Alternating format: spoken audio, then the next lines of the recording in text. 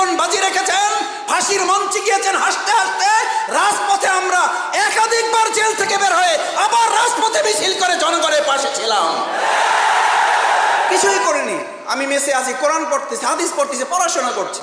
আমাকে এসে বলছে, তুমি জামাত শিবির, তুমি জঙ্গি, তোমার দাঁড়িয়ে আছে।